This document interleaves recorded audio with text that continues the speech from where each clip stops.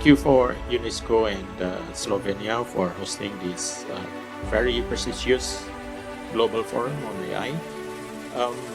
For Indonesia, ASEAN plays pivotal roles in strengthening communication and exchange of insight for its member for many aspects. So I think we are very optimistic with this, and maybe we can represent ASEAN values.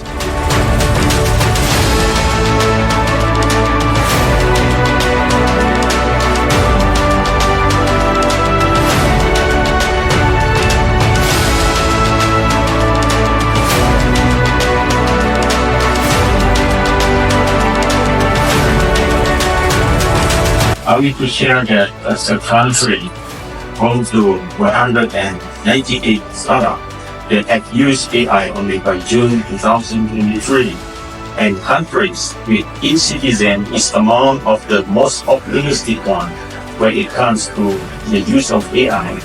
The Indonesian government believes the need of international AI governance is imperative. The AI advisory body's finding on the deficit of global governance and further finding in its interim report aligns with Indonesia's position. Against such background, I trust that it is important for the AI advisory body in advancing its work to take into its consideration the following.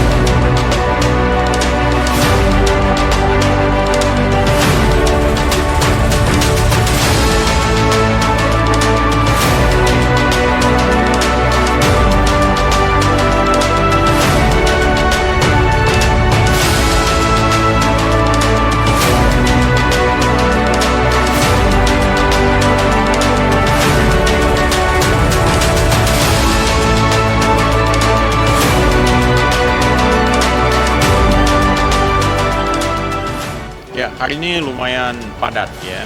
Lumayan padat, kita ada satu workshop, ada satu panel ya, lalu ada 3 bilateral meeting. Tadi pagi kita sudah mengikuti satu workshop tentang readiness awareness methodology, tentang kesiapan negara-negara untuk mengadopsi tata kelola dari AI yang sudah digariskan oleh UNESCO. Lalu yang kedua, kita ada bilateral meeting dengan Amerika Serikat tentang perkembangan tata kelola AI di Amerika, dan juga kita bertukar pikiran tentang apa yang kita lakukan di Indonesia terkait dengan pengaturan soal artificial intelligence. Lalu kemudian kita ketemu dengan Belanda, ada satu dialog yang cukup akrab dengan Belanda, terutama dalam soal peningkatan kapasitas sumber daya manusia ya, dan juga kita mendapat sejumlah insight bagaimana Belanda mengatur yang namanya generative AI. Kerjasama akan kita follow up nantinya dengan mencoba mempererat kerjasama pendidikan dalam hal ini untuk membangun talent digital yang ada di Indonesia, dan juga bertukar pengalaman dengan Belanda dengan beberapa program yang akan kita lakukan. Lalu ada panel, ya, panel ini kita bicara bagaimana tata kelola AI itu dilakukan di sejumlah negara.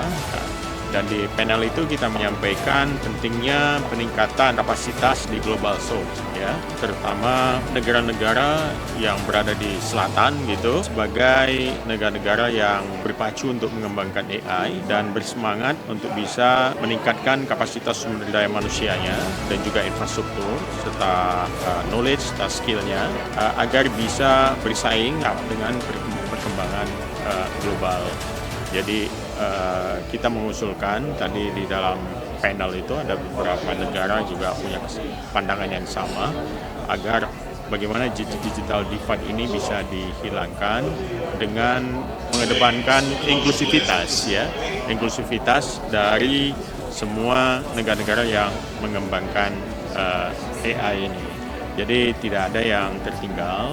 Lalu ada juga kerjasama yang akan dilakukan dalam rangka untuk memperkuat posisi-posisi negara di Global South ini.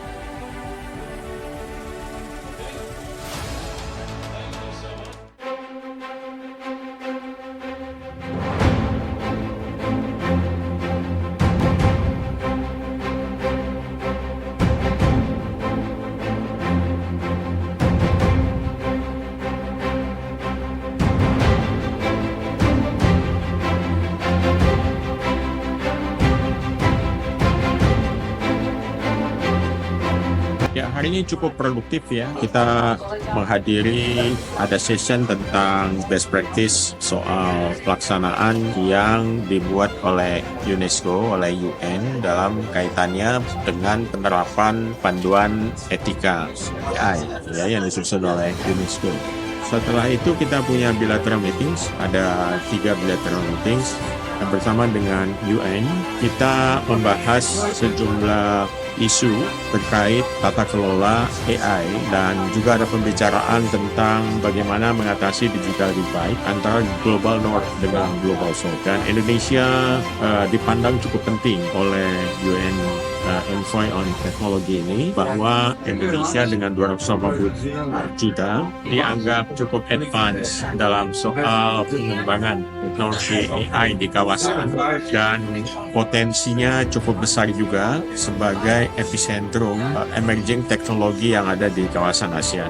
Lalu kemudian kita bertemu dengan Estonia dan mereka cukup advance dalam penerapan teknologi digital dan salah satu negara dengan transformasi digital yang paling sukses kita tahu, sehingga mereka punya satu sistem e-government yang salah satu yang terbaik. Kita coba bertukar pikiran, terutama karena Indonesia sedang menjalankan satu proses transformasi yang sama untuk membuat satu e-government. Lunch meeting tadi dengan negara-negara ASEAN ya, dan Asia Pasifik lah. Ya, kita juga bicara tentang kesiapan untuk menerapkan panduan etika AI ini di negara-negara ASEAN. Tadi kita hanya tukar pikiran gitu dan bertukar pengalaman. Dan sejumlah negara di ASEAN belum ada lagi yang melaksanakan ataupun siap untuk RAM, dan beberapa negara menunjukkan kemauannya ya dan keinginannya untuk melaksanakan RAM. Jadi kita nanti mungkin bersama dengan negara lain di ASEAN akan coba untuk percepat